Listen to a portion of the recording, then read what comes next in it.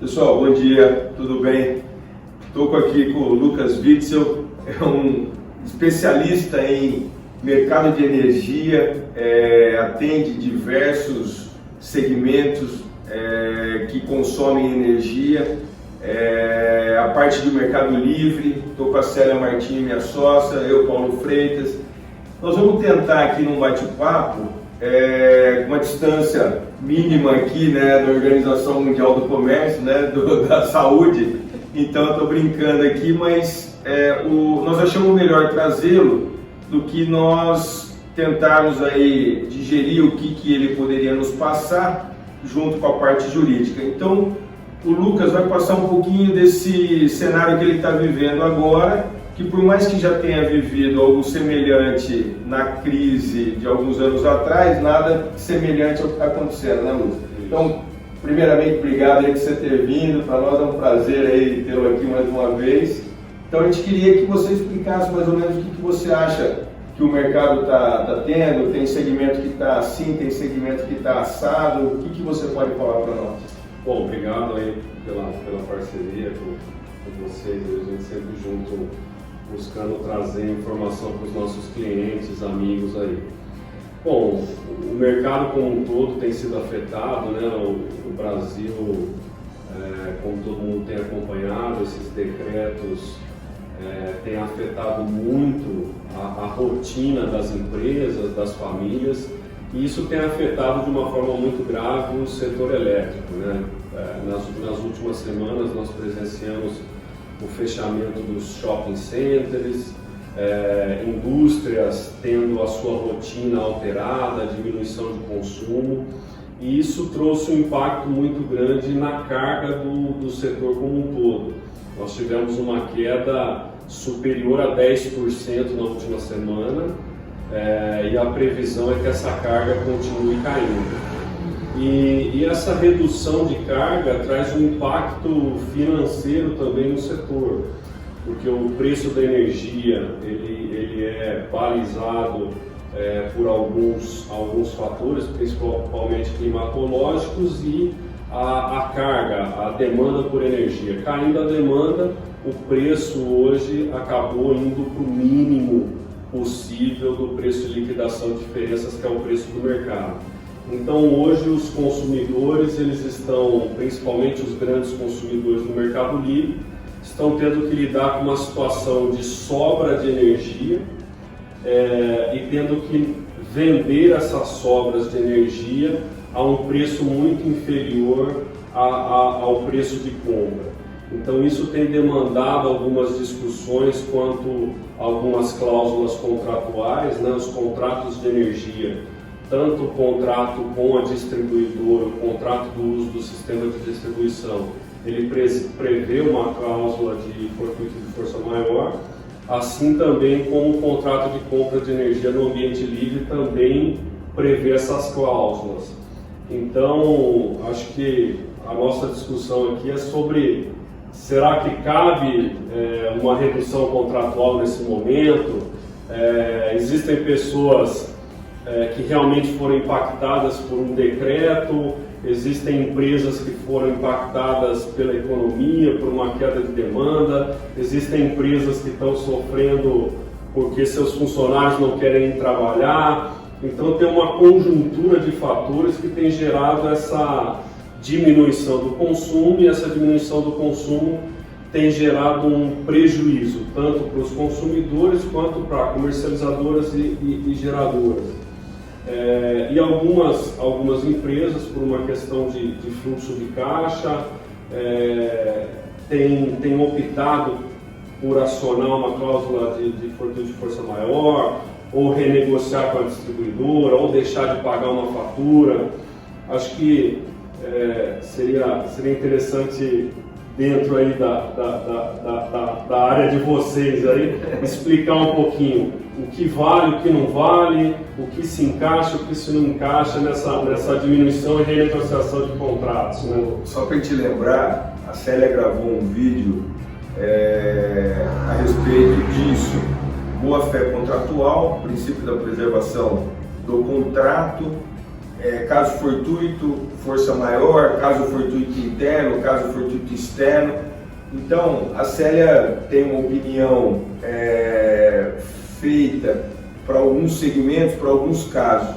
A minha opinião é que nós vamos ter que ver caso a caso, é isso, mas de uma forma um pouco mais generalizada por segmentos ou por questões que é o que o Lucas falou.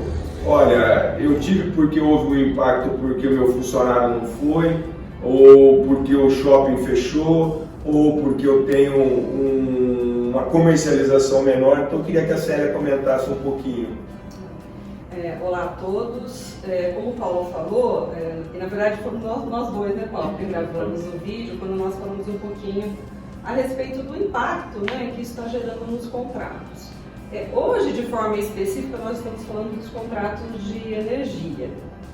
Esses tipos de contrato, geralmente, eles trazem previsão expressa quanto à questão de ocorrência de caso fortuito ou força maior. Praticamente são contratos até padronizados, né? E na verdade, ainda que não houvesse previsão nos contratos, nós temos a aplicação do Código Civil, lá no artigo 393, que fala da ocorrência do caso fortuito ou força maior. Mas esses contratos, eles se limitam a tratar dessa hipótese, da ocorrência de caso fortuito ou força maior. Nenhum deles traz a previsão, né, da teoria da imprevisão. Está lá no artigo 478 do Código Civil, que prevê a possibilidade de os contratos serem resolvidos ou até mesmo revisados, né, em decorrência de fatos extraordinários e imprevisíveis, que é justamente a situação, né, da pandemia que estamos vivendo. Então, no que diz respeito a esses contratos, eu entendo que não se aplica só a questão do caso fortuito ou força maior. Nós temos a possibilidade, sim, de rever esses contratos pela teoria da imprevisão, né? E volta a falar também, como a gente estava conversando, né, Lucas? É o momento das partes terem bom senso para negociar. Porque, afinal de contas, eu imagino que na maioria das situações, as partes não querem rescindir os contratos. Na verdade, o que elas querem? Elas querem um fôlego, né? Desde que elas estejam sendo atingidas pela pandemia, ou seja, precisa ter essa relação de causalidade, né? De que ela foi impactada pela pandemia. Então, é esse momento de ter esse equilíbrio, né? Das partes agirem com boa fé, de atenderem à função social do contrato, e desse contrato ter equilíbrio. Porque se uma das partes tiver uma onerosidade excessiva, ela tem a possibilidade, sim, de pedir a resolução ou a revisão. Então, o ideal é que as partes sentem e negociem a respeito. Vamos lembrar, né, o Lucas sabe disso, pela experiência, que esse tipo de contrato eles têm, né, pela fixação que foi meio que deliberado pela associação, que é a arbitragem. E o pessoal, vários advogados não estão familiarizados com a arbitragem. Nós temos que lembrar que a arbitragem, ela depende da Câmara que foi escolhida. Então eu posso ter diversas câmaras, Fiesp, Brasil-Canadá, e assim, FGV, várias câmaras. Então para cada Câmara eu tenho um grupo de árbitros, eu tenho custas que se alteram, então às vezes, não é isso? O custo disso vai ficar até mais caro do que propriamente a discussão. Então, é um custo, por mais que eu tenha a tabela, então às vezes o molho fica mais caro do que o peixe. Não necessariamente, mas a gente tem que tomar um cuidado. O que a gente estava conversando aqui para esses casos em que amigavelmente não houver um consenso, é que poderia, não é isso, levar isso para uma mediação. Então as partes tentaram se compor, não conseguiram se compor. Todas essas câmaras, normalmente elas têm também a mediação. E na mediação é um árbitro só, ele é mais barato e que na verdade esse árbitro não é um árbitro, ele é um mediador. Então ele pode dar a opinião dele, ele pode falar, eu acho que aqui você está errado, eu acho que aqui você está certo, eu acho que aqui você está meio certo, você está errado. É diferente do árbitro que não vai poder dar a sua opinião. Mas o que eu queria perguntar aqui, abusar um pouco do Lucas, é o seguinte. Isso que tem a energia é uma commodity, não é isso? Então, esses contratos, eles são os contratos, na verdade, para regar essa questão financeira.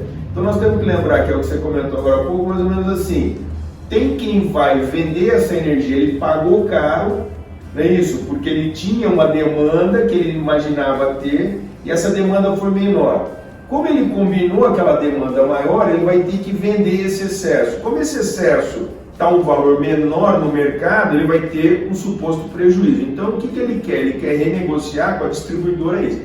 Por outro lado, eu tenho um outro que não teve, não é isso? O cara que, entre aspas, tinha energia, ele vai poder ter um ganho, Sim. dependendo. Então, o que me parece, queria que você só explicasse um pouquinho esse mecanismo. O que a gente tem percebido no mercado, infelizmente, a minoria das indústrias estão crescendo o seu consumo, mas a gente tem dentro dos nossos clientes alguns setores que tiveram um aumento de demanda por consumo. Então esse consumidor que hoje teve o seu contrato, contratou lá a R$200 e teve um excedente de consumo, ele consegue comprar a sua energia num preço muito mais baixo do que ele pagaria anteriormente.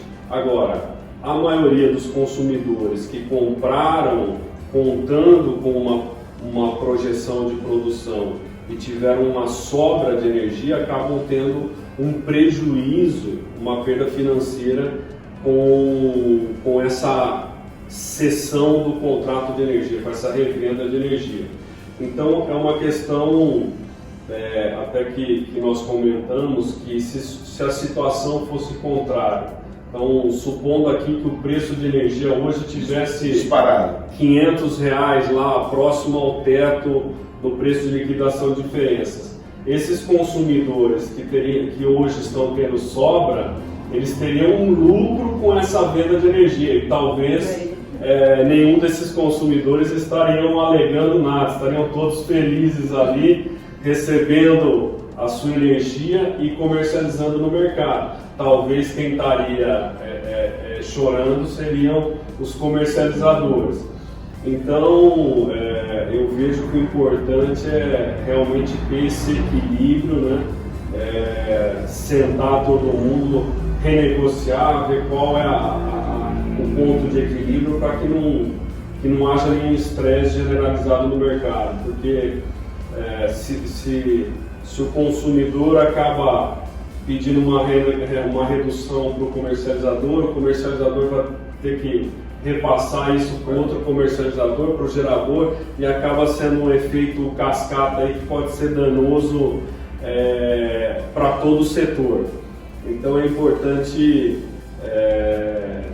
que não haja abusos, né? A gente tem visto muitas vezes algumas empresas que têm uma saúde financeira, têm condição de honrar os seus contratos, já antes mesmo do evento ocorrer, já notificando, já buscando uma solução. Então acho que nesse momento de dificuldade é importante haver esse equilíbrio entre as partes, né? Agradeço a vocês pela oportunidade, pela parceria. Obrigado, Lucas. Célia, queria comentar alguma coisa? Tá tudo bem? Agradecer ao Lucas pela presença. Obrigada. Obrigado, pessoal. Obrigado.